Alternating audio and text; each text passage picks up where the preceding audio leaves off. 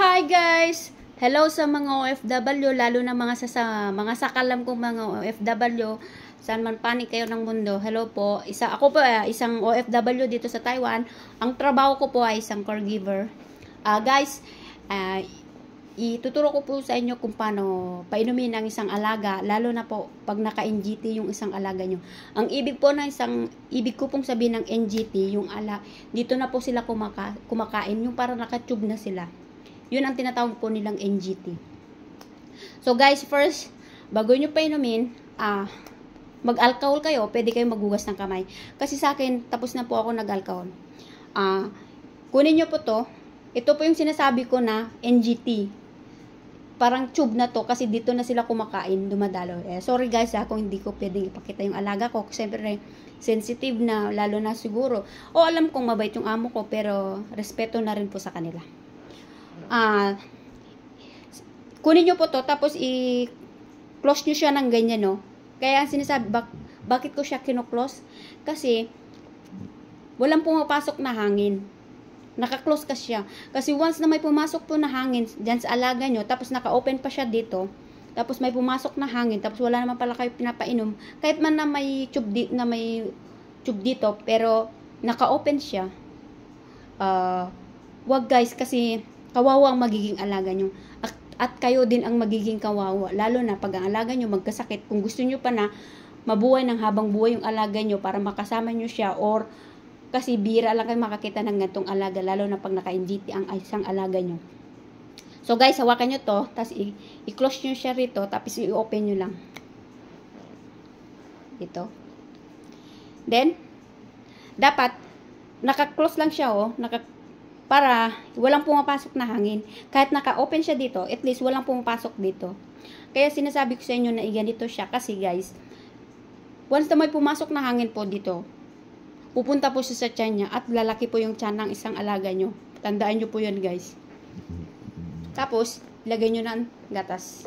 So, ingat po ha. And then, ingat din po kayo dito ha. Minsan, kala nyo, sinarado nyo siya, hindi pala. Pero once na, binuksan nyo na siya, tapos, nahulog. So, ingat po. Dapat lahat po ng galaw, ingat po.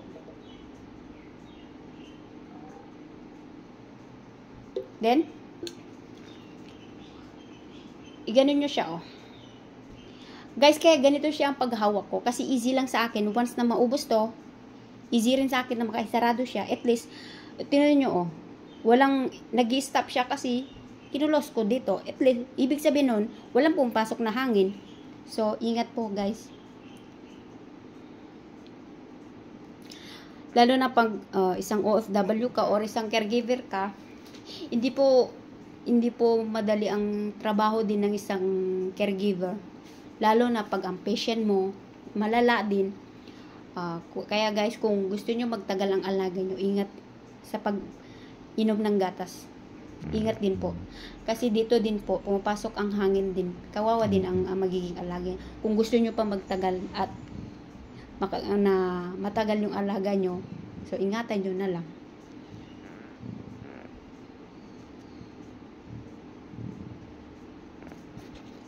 And then, dapat hindi siya nakaganito guys ha. Itaas nyo ng konti. Hindi yung nakaganyan lang. Taas po siya.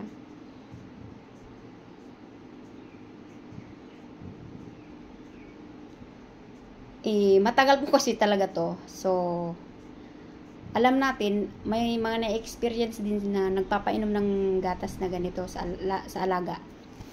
Lalo na pag ang alaga mo ay naka-NGT po.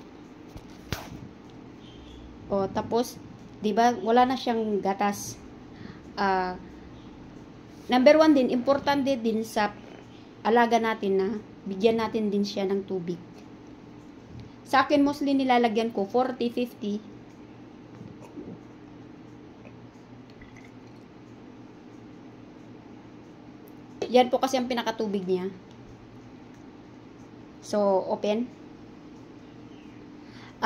Ang tubig guys, madali lang bababa kaysa sa gatas. Ang gatas matagal.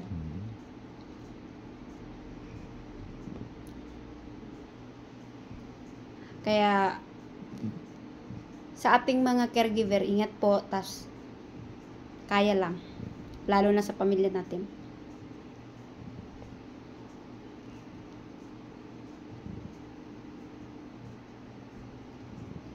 So, tapos na po. Then, 'di ba?